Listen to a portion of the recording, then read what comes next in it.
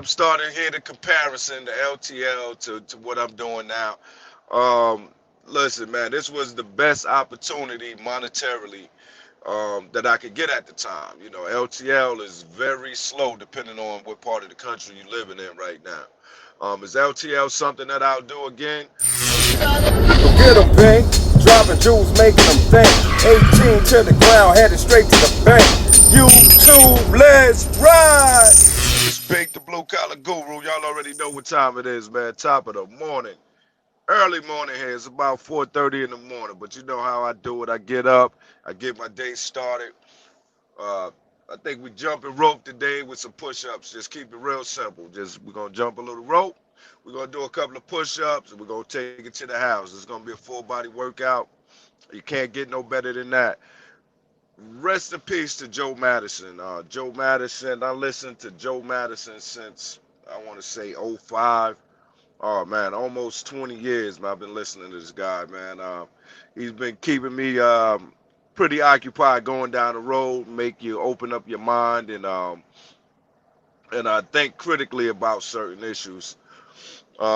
He definitely challenged you, you know, on your thoughts. He kept you up to date on politics. So you know, he was a no job kind of guy. So rest in peace to Joe Madison. He was one hell of a role model for me, man. We're gonna talk about some trucking stuff, private fleets. I want to get into some of that. I had some people ask me about driving. Am I driving OTR? They see me in a sleeper. So for some reason, when people see a sleeper, they associate a sleeper truck with OTR. I'm not OTR, but let's get into it, man. Let's talk about private fleets. Why did I choose to go work for a private fleet? As long as I've been driving, I've driven over the road for 12 years strong. I've seen private fleets. Um, Really didn't know, you know, if it was any difference from what I did as an over the road driver, a true over the road driver, coast to coast, Canada, Mexico, you name it. I've been there. Um, Private fleets. What are private fleets? Private fleets are going to be your companies like your Walmarts, your Food Lions, your Gemini Motor Transport. Even though they're owned by Love's, they are a private fleet. Love's owns Gemini, so pretty much Love's move their own products. They move their own. They pick up and deliver their own fuel. So a private fleet is pretty much going to offer consistency. So let's talk about it. Who else? We said Food Line, we said Publix, Walmart, UPS is a private fleet. Pick up and deliver. You know, they pick up their own service. You know, they services. Shipping letters and small packages. They provide the service, so they're servicing themselves. They're pretty much a company, like I said. I think I said it on the short. Companies that make, own, and deliver their own products. Little Debbie, y'all see the Little Debbie trucks. McKee Trucking is owned by Little Debbie. Little Debbie, pretty much, they bake their own products and they deliver their own products. So what does that do? It offers consistency. Now, that consistency does not mean you're going to make more money than the average trucker, than some LTL guy. It's not a comparison. I hope people don't think I'm comparing what I'm doing now to LTL.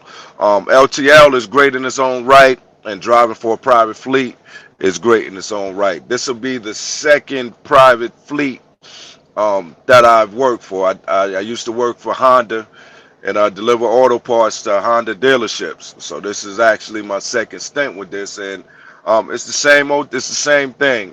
Consistency. What I'm doing now, it does have a slow period. It slows down in the wintertime, but that's consistent because tires don't blow in the wintertime as much as they do in the summer, so it's going to slow down a little bit, but that's consistent. Once it picks up in the summertime, that's going to be consistent.